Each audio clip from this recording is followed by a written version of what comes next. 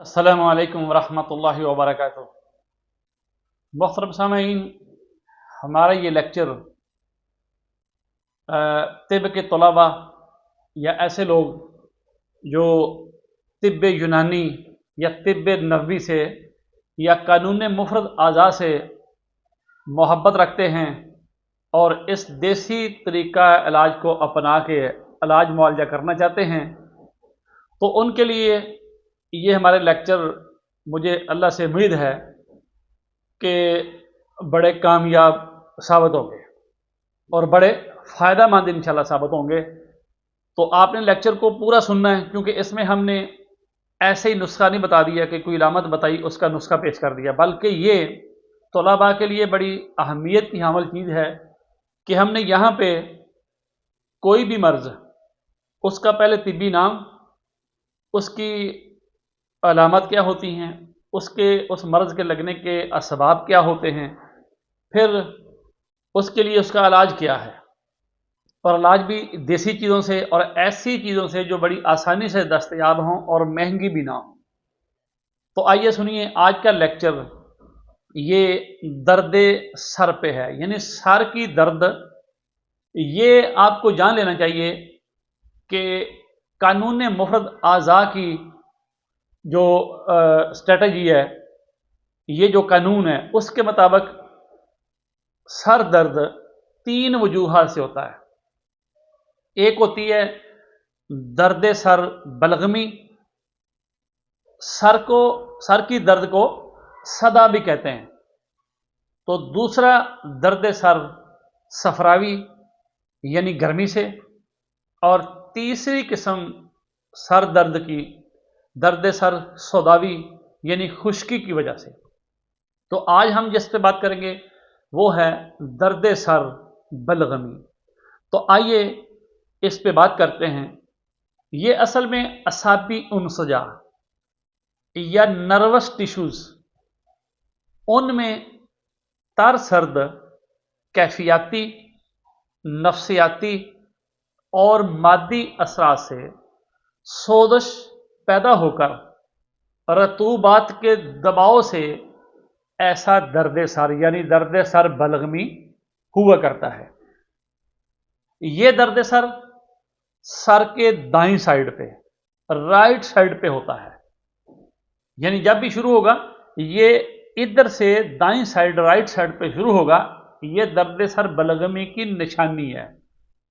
कोई भी आपसे कहे कि मेरा दर्द सर राइट साइड पे होता है, अगर वो ये कहे कि दर्द सर पूरे सर में होता है, तो आप मरीज से ये क्वेश्चन कर सकते हैं, सवाल कर सकते हैं कि आपको जब दर्द सर पहली दफ़ा हुई थी तो राइट साइड से हुई थी या लेफ्ट साइड से हुई थी।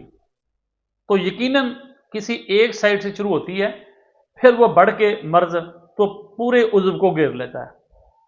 तो वो आपको बताएगा कि अगर बलगमी दर्द सर हुई तो वो कहेगा कि मेरे सर के दाईं साइड से शुरू हुई थी, अब सारे में होती है।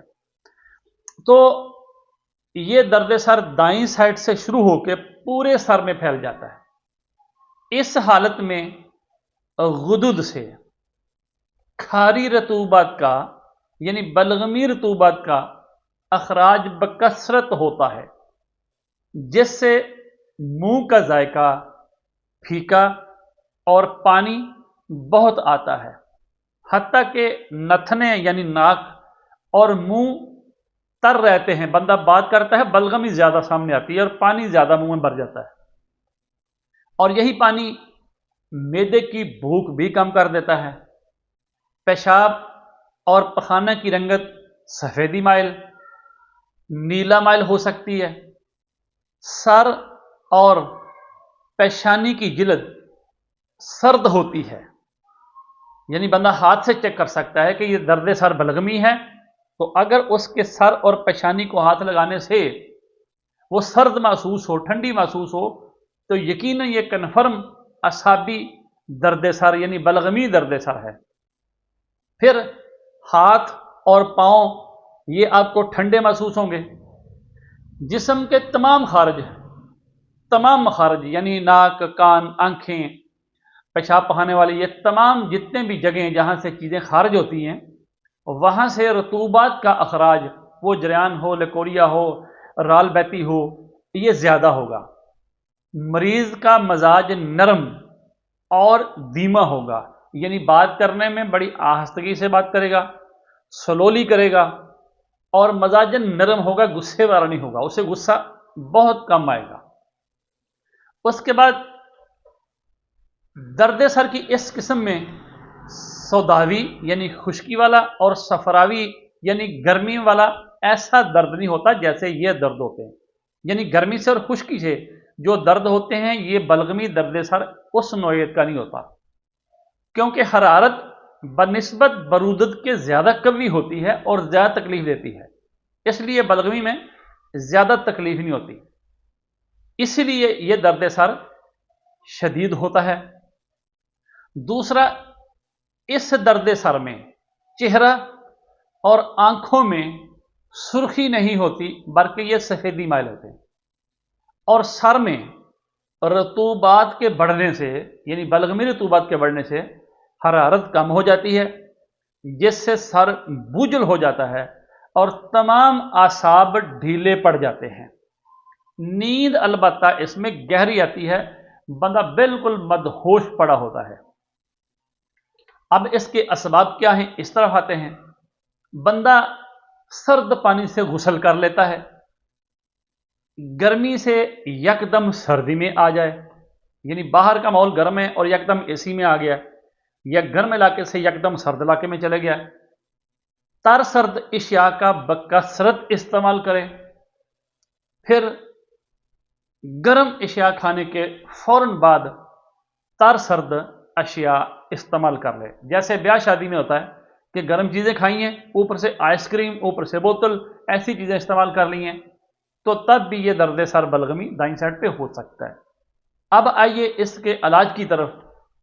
तो इलाज बड़ा सादा है, बड़ा आसान है। आपने दो नुस्खे बनाने हैं। नुस्खा नंबर 1, जिसे कानून मुफरद आज़ा में मलयन 2 कहते हैं, यानी उजलाती आसाबी मलयन कहते हैं। इसके 4 अज्जा हैं। नंबर 1, पोस्त आमला। पंसारी की दुकान से आपको ये चीज़ें मिलेंगी। पोस्त आमला यानी आमला खुश्क, उसका छिलका, ये आपने लेना है 50 ग्राम। उसके बाद आपने मगज़ करंजवा लेना है। ये करंजवा पंसारी की दुकान में होता है, इसका मगज़ ये लेना, ऊपर का छिलका फेंक देना है, ये भी होगा 50 ग्राम। और हरीड़ स्याह, ये आपने लेनी है 200 ग्राम। इसे आपने तवे के ऊपर डाल के देसी घी में थोड़ा सा बरियां करना है, भून लेना है। हरीड़ जलापा, ये भी आपने 200 ग्राम लेनी है। और इसके बाद आपने फटकड़ी सफ़ेद लेनी है जो 100 ग्राम होगी, और फटकड़ी को आपने बरियां करना होता है तवे के ऊपर डाल के, यानी तवे के ऊपर फटकड़ी रखें, नीचे आग जलाएं, ये पानी बनेगी, फिर फूल जाएगी। आग तेज रखें ताकि ये बिल्कुल इसका पानी खुश्क हो जाए, ये फुल्ला सा बन जाए। ये आपकी जो चीज़ें हो गई हैं, इनको आपने बिल्कुल बारीक पाउडर का लेना है। तो कैप्सूल 500 मिलीग्राम, ये पंसारी की दुकान से या मेडिकल स्टोर से खाली कैप्सूल मिल जाते हैं, आपने भर के रख लेना है। एक तो कैप्सूल आपने ये खाना है सुबह निहार पेट चाय के साथ।